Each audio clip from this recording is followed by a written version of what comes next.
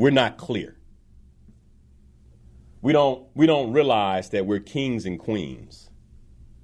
We don't realize, and even for my Christian brothers and sisters, like you read, you begin to read the New Testament, and you think about the Sermon on the Mount. And Joshua said, ask, and you shall receive. Why? He understood your identity. He understood our identity. He was trying to get us to understand. Ask, because, if you're a king, all you have to do is ask, and then you receive. Right? Seek, and you will find. Here's the thing. I believe many of us has gotten to a point we don't even want to ask. Like many of us have gotten to a point we don't want to seek. I'm going to tell you why. Because it's so easy now. We were talking about this. It's so easy. Because, brother, if I need a book, all I got to do is pull out my phone and order it. I don't got to seek.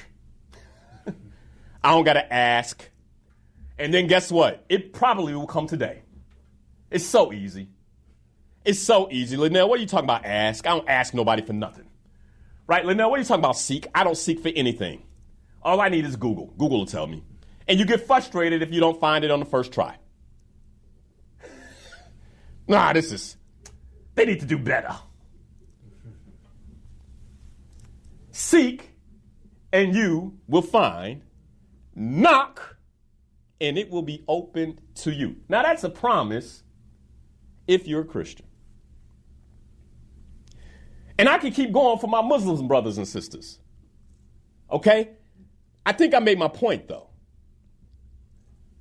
I think I made my point that if I really identify, if I'm clear on my identity, then everything else changes. Problem is, most of us are so cloudy. Most of us are so unclear, and that is why we suffer.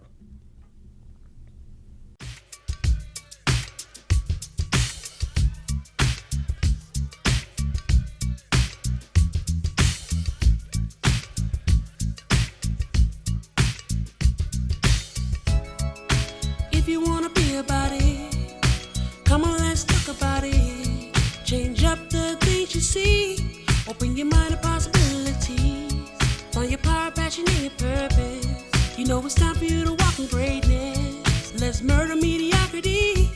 Slay your goals, live out your dreams. Right now. Inspirational perspective.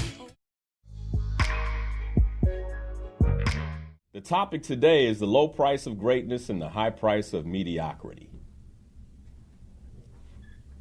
The low price, somebody's thinking the low price, Linnell? Well, it don't cost you no money. Greatness don't cost you nothing. But some focus and some intention, but I guess that is expensive. I did a whole show on the cost of getting people's attention. It costs something nowadays. What's scary is I just don't think we have our own attention. Like, do I have my attention? And do you have your attention? Or does something or someone else have your attention? And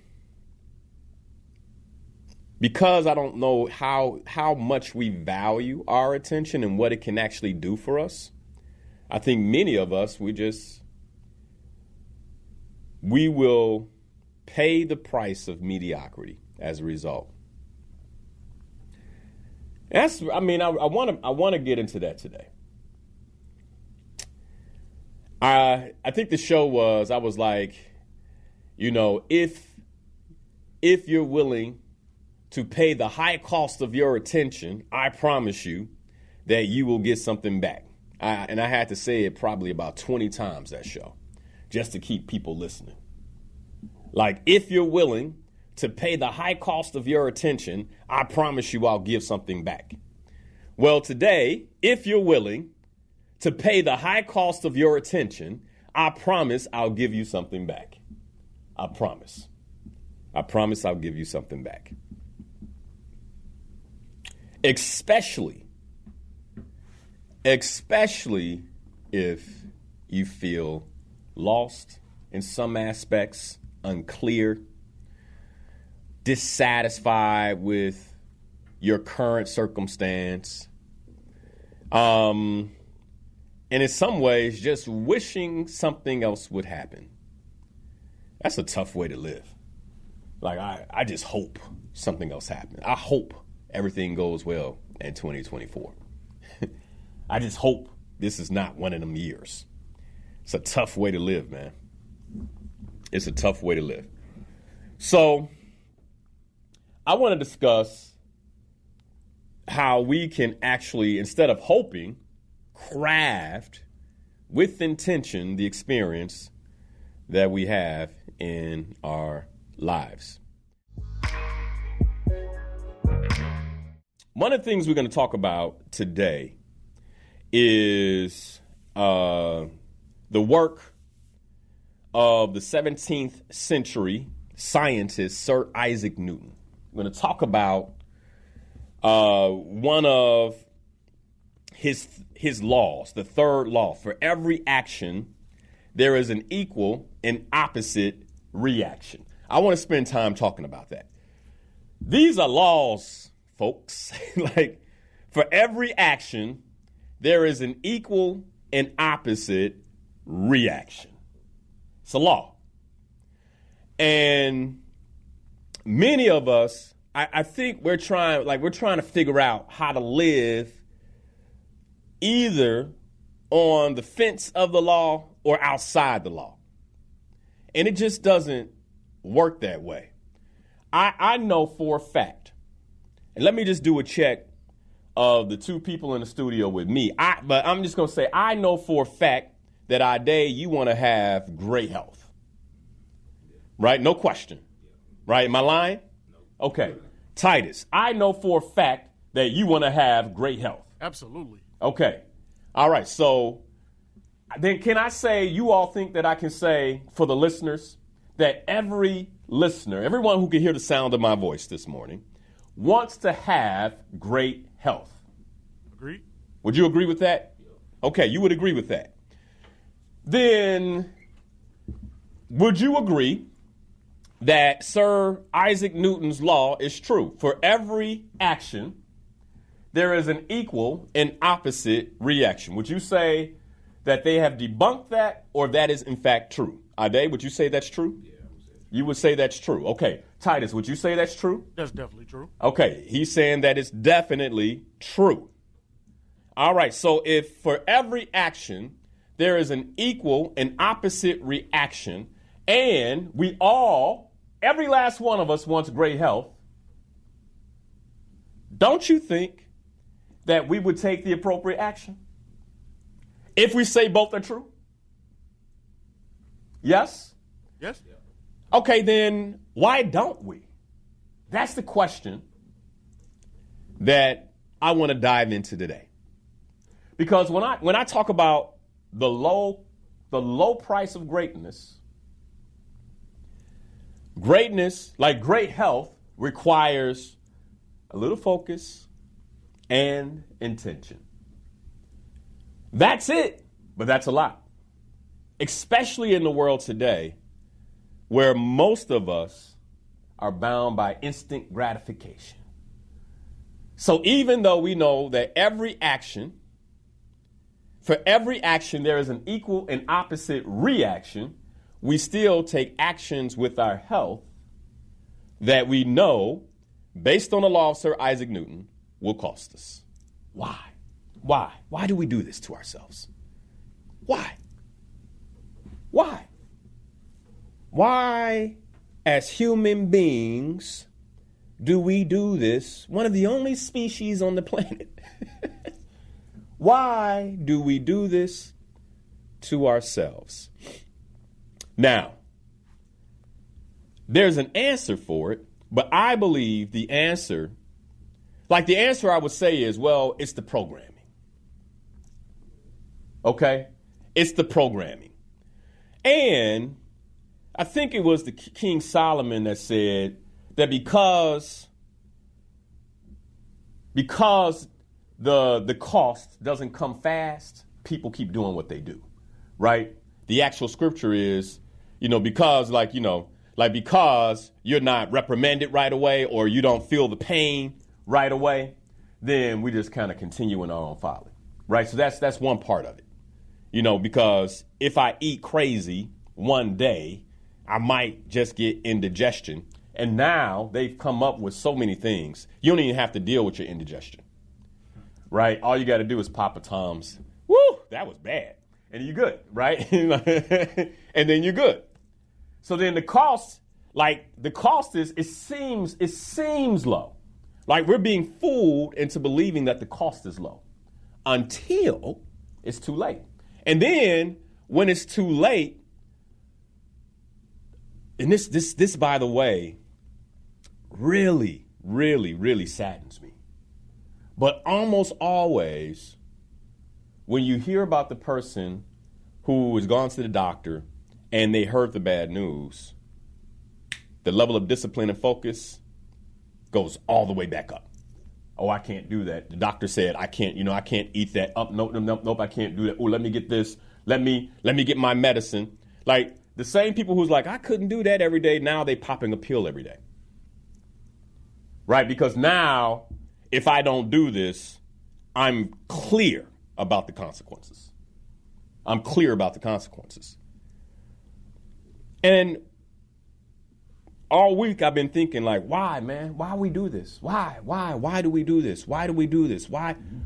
And what came to me is that, well, we do it because we don't really understand how powerful we are. Like if I really knew who I was, if I was completely tapped into my identity, and I think this is one of the reasons identity is so important.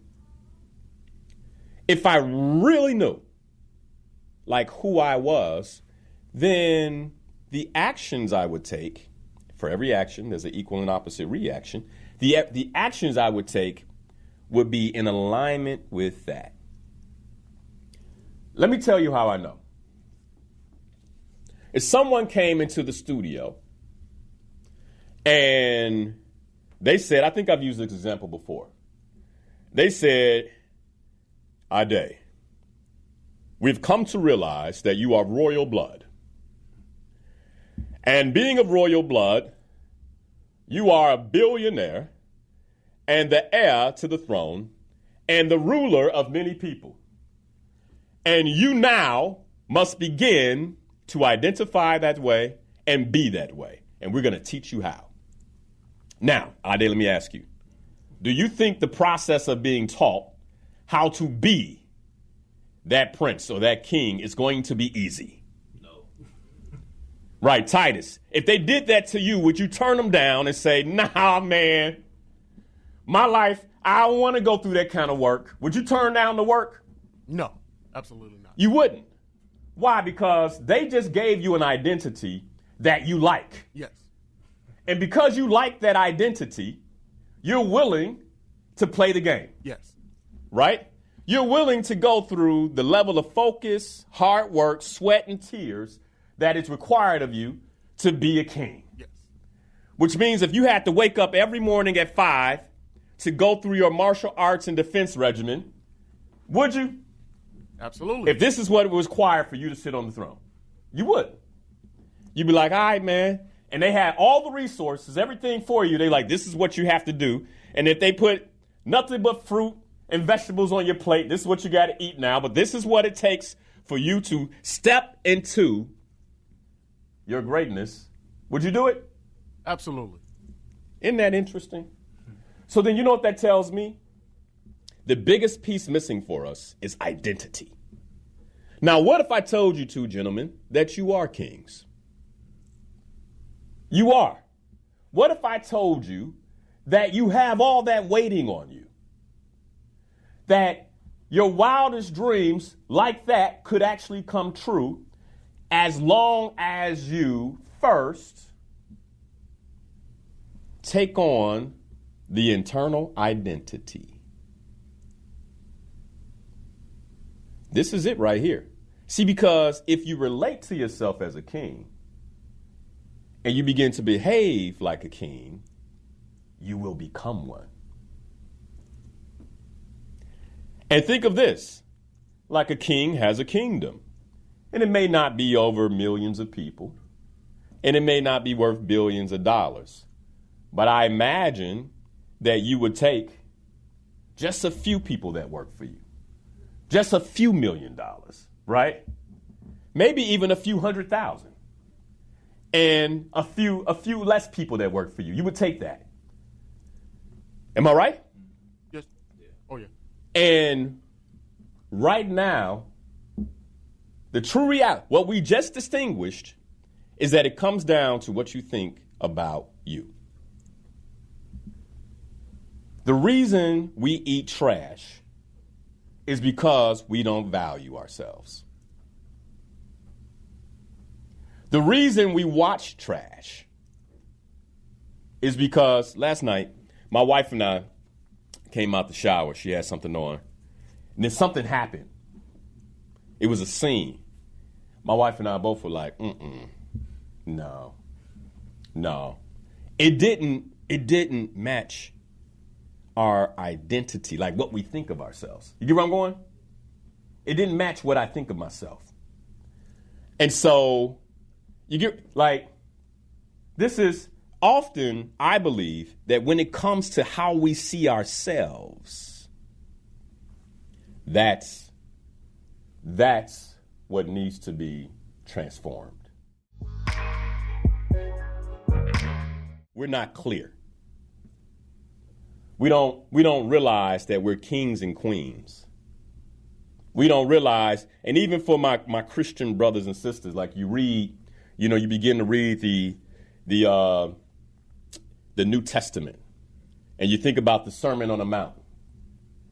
And Joshua said, ask, and you shall receive. Why? He understood your identity. He understood our identity. He was trying to get us to understand. Ask, because, if you're a king, all you have to do is ask, and then you receive. Right? Seek, and you will find. Here's the thing. I believe many of us has gotten to a point we don't even want to ask. Like many of us have gotten to a point we don't want to seek. I'm going to tell you why. Because it's so easy now. We were talking about this. It's so easy. Because, brother, if I need a book, all I got to do is pull out my phone and order it. I don't got to seek. I don't got to ask. And then guess what? It probably will come today. It's so easy. It's so easy. Linnell, what are you talking about ask? I don't ask nobody for nothing. Right, Linnell, what are you talking about seek? I don't seek for anything. All I need is Google. Google will tell me.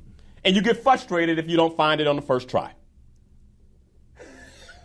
They need to do better. Seek, and you will find. Knock, and it will be opened to you. Now, that's a promise if you're a Christian. And I can keep going for my Muslim brothers and sisters. Okay? I think I made my point, though. I think I made my point. That if I really identify, if I'm clear on my identity, then everything else changes. Problem is, most of us are so cloudy. Most of us are so unclear, and that is why we suffer. God, because I ask myself, on Sunday mornings, at any given time, Titus, you know the latest numbers, like how many listeners on Sundays? You know the latest numbers? No, not yet, but I will soon. Okay. If I'm not mistaken, I know VON at any given time during prime time, like 50,000 can be listening, right? 50,000. But let's just say it's still early. So maybe 30,000. All right? We made an offer to 30,000 people to join us on a detox and cleanse. Now, that takes effort. Right? But out of 30,000 people, we got 30. That's not even 1%. That's 0.01. That's not even 1%. That's 0.01. Then I thought to myself, well, why? I said, well, the cleanse kit costs about $130, right? And I get that that could be expensive for some people. But then I thought to myself, but if you were sick and you had to go to the hospital, you would have to pay something for your meds, your co-payment, the visit, the gas going back and forth. Then I thought, well, yeah, but we're more reactionary. Like we react to things. We don't act on things. And this is one of the reasons I'm bringing up Sir Isaac Newton, because for every action, there's an equal and opposite reaction. We got to ask ourselves, well, why didn't I do it? Why didn't I do it? Others might say, man, that was going to be difficult and hard. Like, why not? And I just proved that it's an identity issue. That's why not. That's why not. So then the problem comes down to how we identify with ourselves. The main reason I have experienced the success that I've experienced in my life is because I locked in on an identity that I didn't currently, like in my current life at that point in time, I didn't currently exude. Like I locked in on an identity of who I was supposed to be. Like I said, if somebody came in and said, you're supposed to be a king, man, so we got to do some things. Like, and here's the crazy part. I know you brothers, like they told you that you might not walk different in the moment, but it would only take a week before there was a new curve in your back. You'd be like, it only take, if somebody within a week, if you walked outside and somebody said, man, you would look at them and say, are you talking to me? Like, I'm a king. What? Are you know who? And then you probably have, you probably need security, right? You might even look at them like, you going to allow this? Right? Your whole being would change simply because of a belief. Simply because of belief. Sisters, if you knew you were a queen or a princess, you wouldn't let that man talk to you like that. Hey, shawty. Hey. You'd be like, excuse me? Like, if you want to talk to me, you must address me differently, right? Like, if but she'd already be turned off. She'd be like, nah, he doesn't get who I am. It only makes sense to engage in a conversation. Because of identity. Identity. This is the power of identity. And what I'm afraid of is many of us aren't powerfully identifying in the way that we should. We're not identifying with ourselves as great. We're not identifying with ourselves as powerful. We're not identifying with ourselves as focused. We're not identifying with ourselves as disciplined. We're not identifying with ourselves as healthy. We're not identifying with ourselves as lovable. We're not identifying with ourselves as rich. So there's lots of things that we want to be, but we don't know how to identify ourselves as that. And this is why I created the Discover and Live Your Life's Purpose workshop. Because I get that it takes some time to reprogram. It's 6 hours. Think of it as 6 hours of reprogramming. 6 hours of reprogramming so you can walk out with clear identity. Okay. All right. So I got some content I need to get to. But I had to share that. I wanted to share that. And I wanted to make sure that we really got it and we really understood it. Like we really get this. Here's a really scary reality, you guys. We are what we think about. We know it. I'm not telling you something you don't know. This is a reminder. We are what we think about. Our thoughts and how we control them are free. It's free. Remember I said it's a low, like, people probably looked at the title of the show, A Low Price for Greatness? Really? Yeah, it don't cost you nothing but intention and discipline, right? Our thoughts and how we control our thoughts are free. It just requires intentionality. But think about this. We are what we think about. Can you see why identity is so important? When I identify with myself in a particular way, then I think in a particular way, which then means I act in a particular way. And if we go back to Sir Isaac Newton's law, if I act in a particular way and for every action, there's an equal and opposite reaction, that means that my actions are creating things that actually give back to me how I see myself and how I move in a particular way. Since it's Sunday morning, let me break this down in another way. The Bible teaches that we should bring our mind under subjection.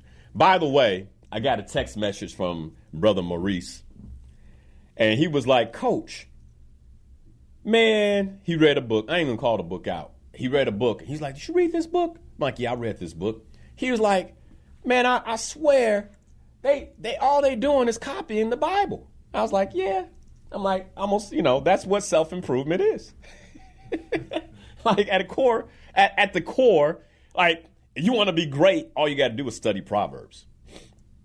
It'll teach you how to be wise, it'll teach you how to avoid fools, and it'll teach you how to be great, right? And it's not that long of a book. And to me, it's fairly entertaining. It's good. You read things in there, you're like, huh, right? Like if you want to be, but see, that requires that you do something. And we have been fooled into believing that the things we want come with little effort.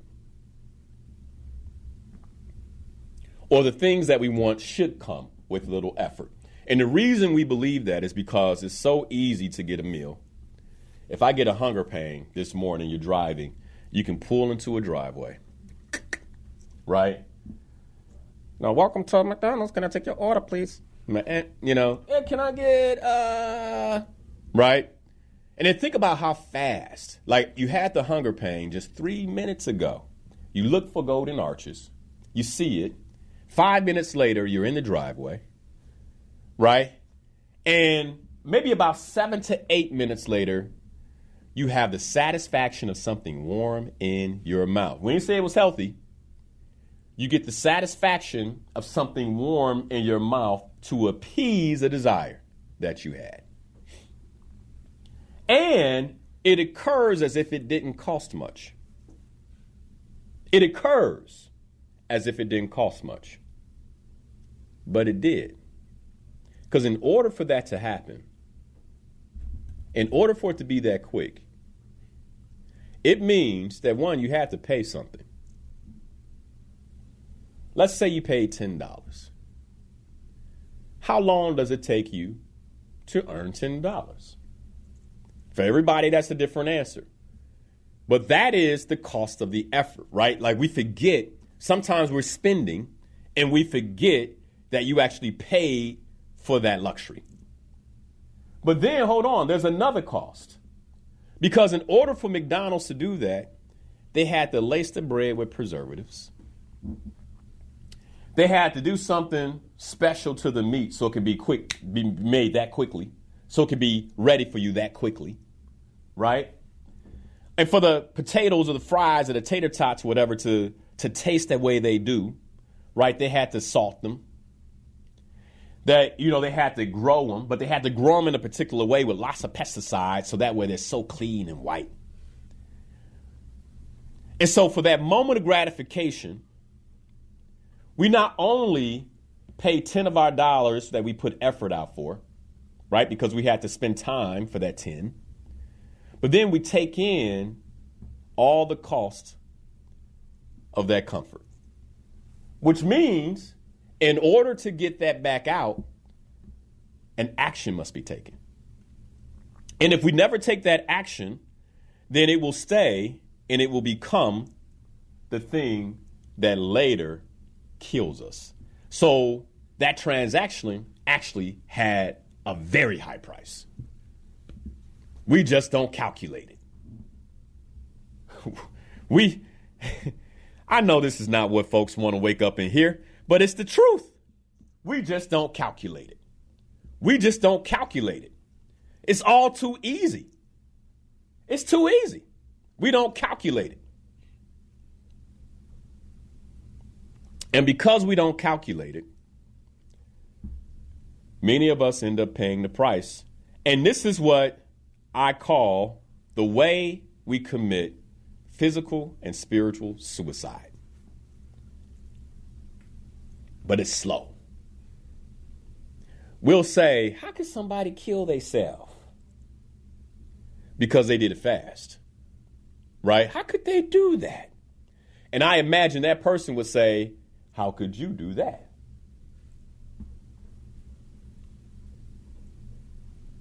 It's the way we commit physical and spiritual suicide. Now, there's another way. And this way is in our thoughts. Because many of us are trying to figure out why things ain't going well. But did you know we are what we think about? So then if we are what we think about, if you think negative, you get negative. See, we don't fully understand the law of cause and effect. But I also don't think we really get you reap what you sow. See, we'll say it, let somebody do something wrong to you. They be like, girl, that's all right. He gonna get it, but it's coming to him. Because you reap what you sow. Right? We know it, right? You reap what you sow. But we don't realize that every action we take is a sowing action. Every thought that we think is a sowing thought. Think about this. Linnell, why are you so positive? Because I want to sow positivity so I can reap positivity. Right? If I sow negative seeds, oh man, this is they always doing this. Oh, I can't believe that happened. Oh, why? If I sow complaints, my crop will be a complaint crop. All I'm going to do is grow more crops that I can take down that create more complaints.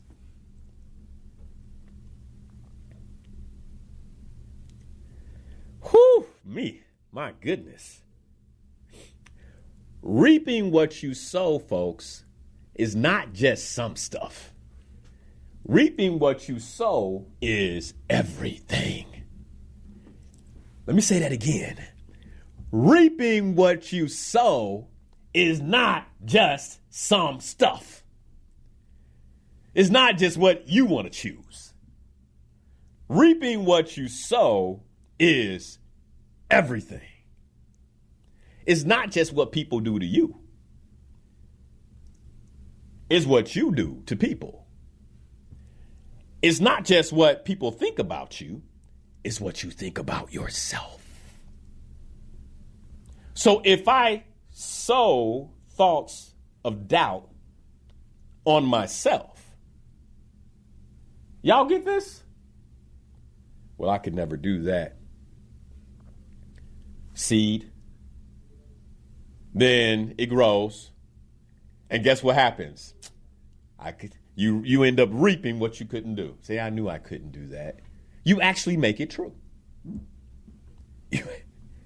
Like, am I making this simple enough? Is it? Am I making this simple enough? This also includes what you do to yourself. So if you don't think identity is important, the cost of not knowing your identity is high. It's just high. So then the question is, how are you thinking? How are you thinking? And this is why the Bible teaches to bring your mind under subjection. 2 Corinthians 10:5. Casting down imaginations, because thoughts actually plant seeds. Like Paul wasn't just writing that like, this sounds good. Like Paul got it. He was like, hey, you might want to like shut that off. Because if reaping what you sow is true, then if you don't cut it off, it's a seed, and then the seed grows into something bigger. So casting down imaginations and every high thing that exalteth itself against the knowledge of God. The knowledge of God are the laws. The knowledge of God are the laws. This is why I took the time to train on the 12 universal laws, because some folks say, oh, that's just new age stuff. And it's like, no, everything that they identify as a law is a law, and that is based on the law of God. Just because it got a man's name on it don't mean that if it holds up as a universal law, then it's a law of God. So anything that's against the knowledge of God, the laws, and then it says, bringing into captivity every thought to the obedience of Christ. Why? Because there's a cost if you don't.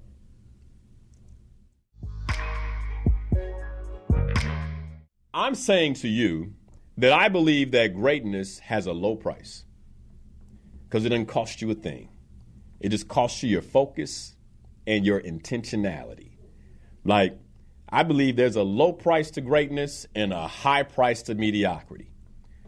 And then, so what I'm curious about this morning is why so many people are going down the road of mediocrity. Let me share some stories with you. By the way, for those of you who are part of the cleanse, give me a phone call if you want to share your experience, but more so the outcome, 773-591-1690. So I'm in the store with my son Friday night, and picked him up from school. Like we spent basically the entire evening together. Picked him up from school, took him to basketball practice. Then we went to the store because it was like getting ready for the post regimen of the cleanse. So we had to buy more fruits and vegetables and things like that. And so we're in the store, and as you can imagine, my son, a 6-year-old, has an eye for sweets, right? He has an eye, and he has an eye for the advertising. And keep in mind that the advertising is created to psychologically catch the attention. And what I noticed is when we were in the produce area, he didn't ask for a thing. He didn't say, well, that's not true, because he actually asked if we could get red apples, right? I was getting green apples. He said, Dad, can we get red apples? But outside of that, he didn't ask for a thing. So we got him some red apples. And mind you, I was like, yes, you can have some red apples, right? Went back. I said, get a bag, get yourself 4 red apples. He went over there, got red apples. It took him a while, too, because he was like, Daddy, this one has a spot. And I'm like, then put it back, right? And we're speaking out of organic, so sometimes, they have spots. By the way, that's how they selling you on this other stuff. Because the organic stuff is not as pretty, right? It's not protected by the poison. So then we like pretty. We like stuff that looks good. Like, ooh, that organic fruit's got spots. I'm going to go over here. This fruit doesn't have spots. But then the fruit that don't have spots puts spots in your body. Anyway, so we're in the store. We get out the produce. My wife wants me to get, a few oils and things. She's like, baby, can you get the coconut amino oils? And so then we start to go into the other aisles. And as you get into the other aisles, now you got colors. And once we hit the colors, there was a box of Cheez-Its. He said, Daddy, look, Cheez-Its. I said, man, son, those ingredients aren't things that we eat. He said, but it says organic. And I looked, I said, does it? Because I'm like, they got organic Cheez-Its? Are you kidding me? So I had to stop.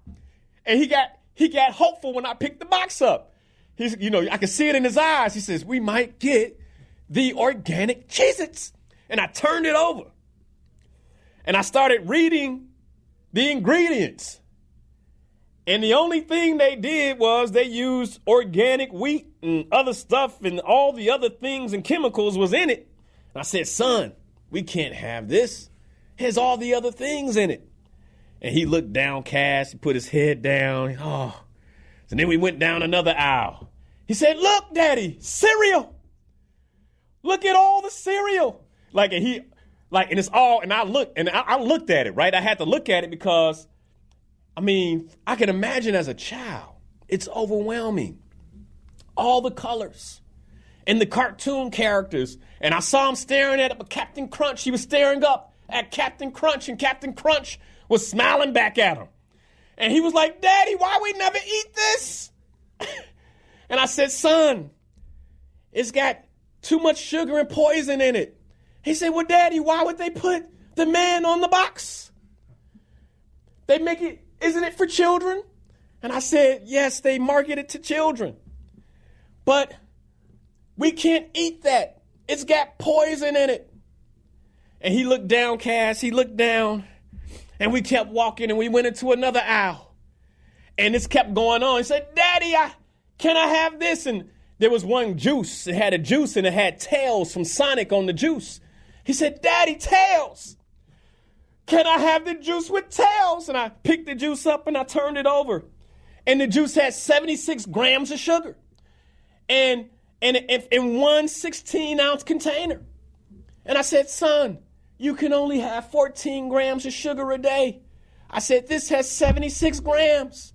I said, do you know what kind of daddy I would be if I fed this to you? He says, no, you wouldn't be a good daddy. I said, no, I wouldn't be a good daddy, so we have to leave Tails behind. We get to the register, and the register is laced with everything that he wants. And it hit me. I said, man, if they aren't doing a psychological job on us. Because if I can make it through, they're certain my child can. They are certain that my child cannot. We get in line. There's a lady in front of us. And my son sees some pink lemonade. He says, now, Daddy, this here has no cartoons. It says nothing. See, he can read now, too. And it says low sugar, Daddy. It says low sugar. It's fascinating, Pam. Listen to this. It's fascinating. That boy can read when he wants to, right? It's like it says low sugar, Daddy. I looked at it. I said, well, bring it over to me. He brought it over to me. I turned it around. I'm reading the ingredients. And it's got the artificial flavors. It's got the artificial sweetener. I said, well, son, the artificial sweetener, if you drink too much of that in time, when you get older, you won't be able to remember anything. He said, Daddy, why would they put this in the food? It's a good question. He said, Daddy, why would they put this in the food? I said, I tell you what, son, when we get home, I'm going to make you whatever kind of juice you want. What kind of juice do you want? He said, I want apple juice. I said, okay. So we went home, fed him dinner. The first thing I did is I pulled out the juicer. I chopped up one of his red apples, right? Boom, boom, boom. Put it in the juicer. I said, how was that? And he had the froth all over his lips. And he had a big smile on his face. He said, Daddy, that's good. Daddy, that was good. Now, why would I tell that story? Because we are being played. We're being played, folks. We are literally being played. Now, let me tell you how. There's a thing in corporate America where we discuss the level of effort that a customer has to go through to acquire something. And there's a lot of time spent on the psychology of a product. Everything my son encountered, he encountered because it was a purposeful reaction. Every reaction he had was a purposeful, designed action by the distributor. There's no question. Everything that went through him, right? Now, my son has the benefit of me. I am raising him to be a king. And I tell him that. You're a prince. I would not be a good father if I allowed you to put that in your body. I want you to be strong. And right now, if my wife had my son call into the station, I would say, son, what is my job? And he would tell you my job. My job, he can tell you better than I can tell you. My job, I tell him all the time, is to protect you, provide for you, and to transform you into a powerful man.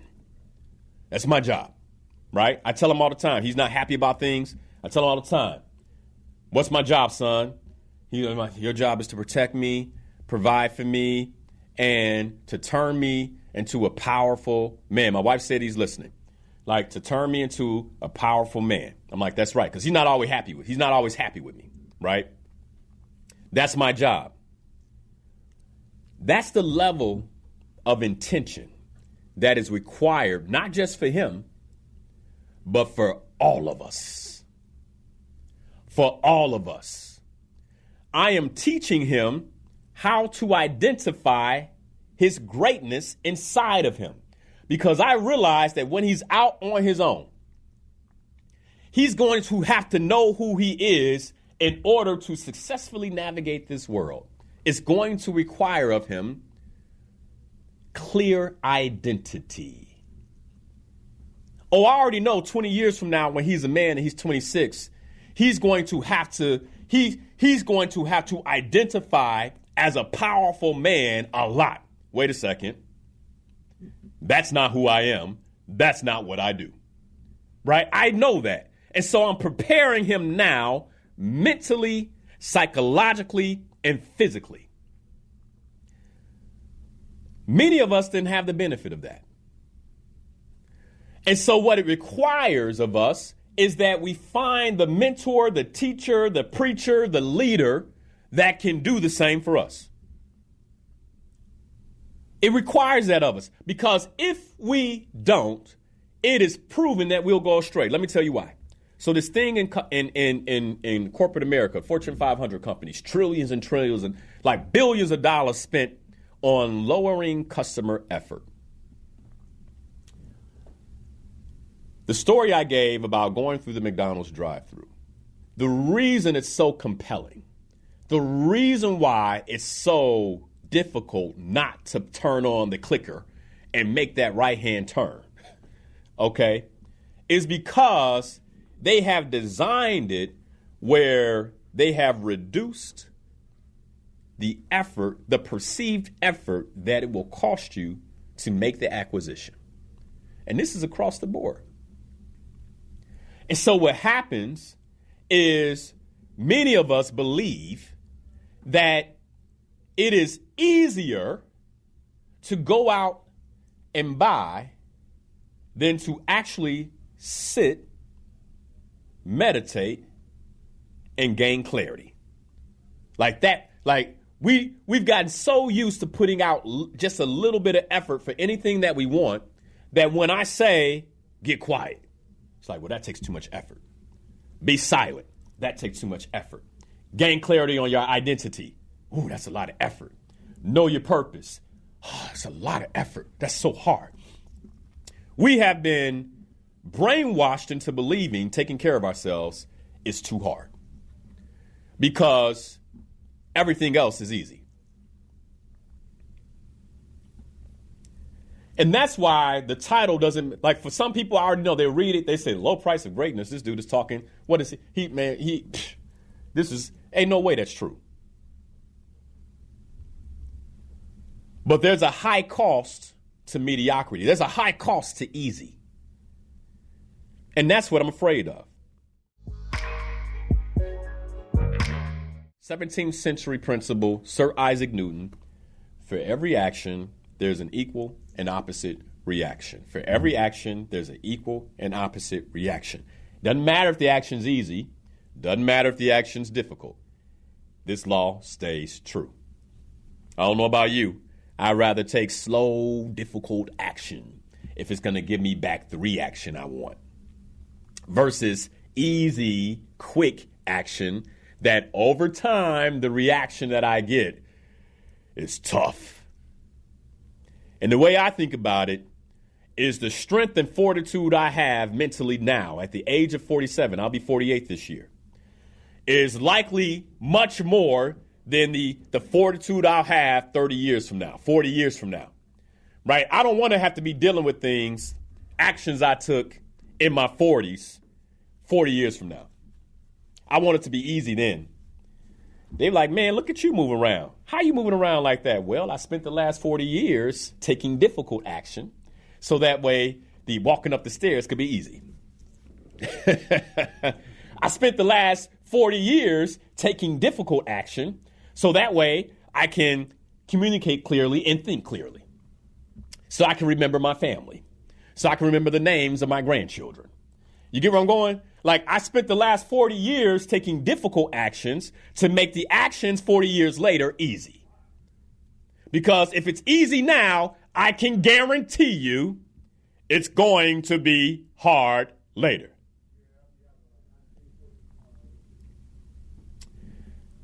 Equalizer 3. Why am I bringing that up? Because I know y'all watched it. And it's free on Netflix now, I believe, right? So I know everybody done seen it, right? It's like Denzel ain't going to do nothing y'all don't see. I want to use it as an example. Spoiler alert, if you haven't seen it. But everybody done seen it. I already know, right? Okay. So early in the movie, Denzel gets shot in the back. And he's weak. And I think for the first time in the Equalizer series, we see him weak. Like where for a period of time, he can't defend himself. And this is what strikes me about the movie. First, I love how the writing went in the movie because he ends up at this doctor that's outside a hospital. And the way I see it is this is you reap what you sow, right? So his character in the movies does things for other people, right? He takes care of other people. So then he got taken care of. So that it keeps in the law of cause and effect. But then as soon as he can get up, what does he begin doing? He begins climbing. I want y'all to hear this. I want y'all to hear this, okay? As soon as he can walk, not well, he's got the cane. As soon as he can walk, he began scouting the neighborhood to better understand where he is. And then he finds the flight of stairs that takes him all the way up to this cathedral. And what does he do? He walks it every day. Now, why does he do that? Why does he do that? And in the movie, it occurs as there's a lot of effort in the beginning, right? And I love in the movie there's a theme. And the theme is you're where you're supposed to be, go slow.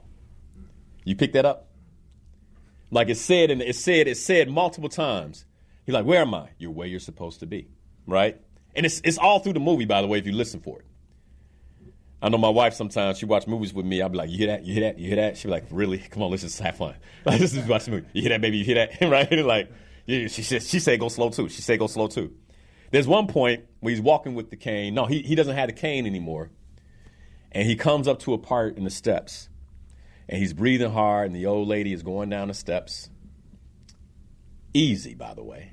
Easy. Why? Because she's been paying the cost, right? And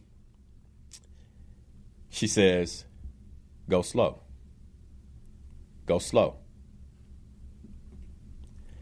And this morning, I want to tell you, because some of us right now, you're like, Linnell, but it's hard. Go slow. Go slow.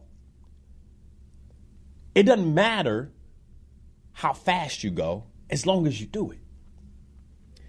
Linnell, you don't understand. There's no way I could do a detox and cleanse. It's okay. Then just go slow. Maybe you just start your morning with fruit from now on, right? Just go slow. So in the movie, Denzel, he's there. He's breathing hard. The old lady comes by, she walks by and she says, go slow.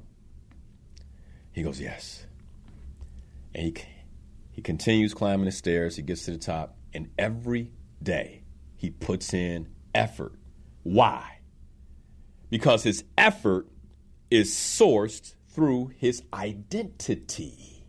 See, in the movie, his character knows who he is.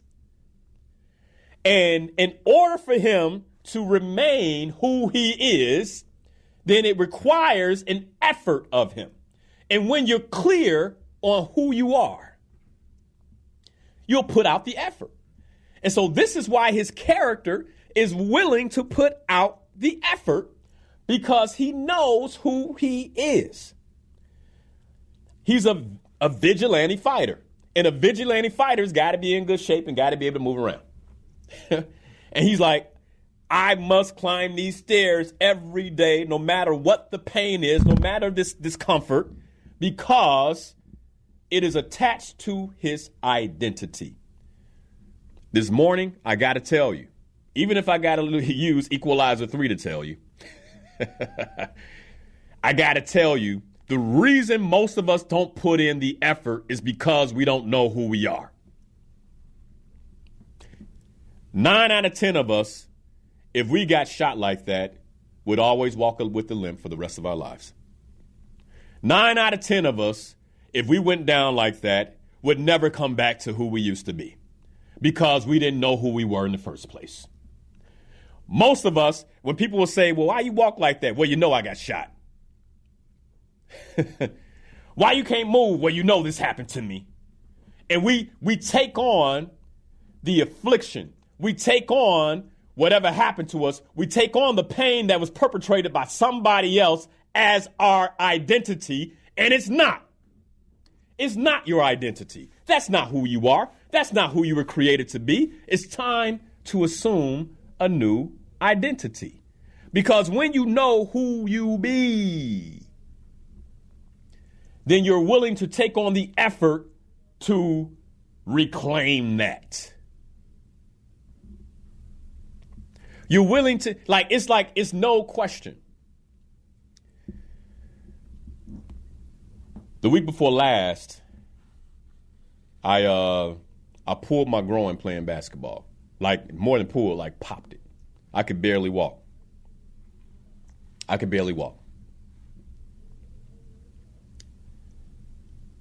I won't be able to play ball till April. I already know I'll be playing ball in that April. I also know that between now and April is going to require a great deal of effort. This morning, I did push-ups, and I could feel the pain shoot up my stomach and down my leg just to do 20 push-ups. You say, well, Linnell, why would you do the push-ups? Well, the doctor told me, hey, you can get started easy. Let's do some things like, regain strength in your core. Right? So I'm like, all right. Now, if you know me, 20 push-ups ain't like pre-growing pool ain't nothing. Today, it was something. By the time I got to 13, I was like, whew, you got it, brother. Why would I put any effort? Because I identify as fit. I identify as strong. I don't know how not to be. So whatever it takes between now and April, that's what's going to get done. That's what's going to happen. Because that is part of my identity. And when you know your identity, and this is that's why I always say the first step is purpose. Because purpose is identity. And the beautiful thing about purpose, I distinguished this with a client a couple of weeks ago. But purpose is also a promise. Now think about that. Purpose is also a promise. So when I know my purpose, it connects me to my identity, and I also have a promise on the other side of that. But I got to take the action. The only thing between me and the promise is action. The only thing between me and the promise is effort. For somebody right now, the only effort is I need to go to his website and purchase the course. LinnellHarris.com. That might be the effort. And then somebody else will say, well, I don't have that. Then you need to get it. Because when we cannot afford to not know our identity. The cost is too high in this world. The cost is too high. Too many things coming at you.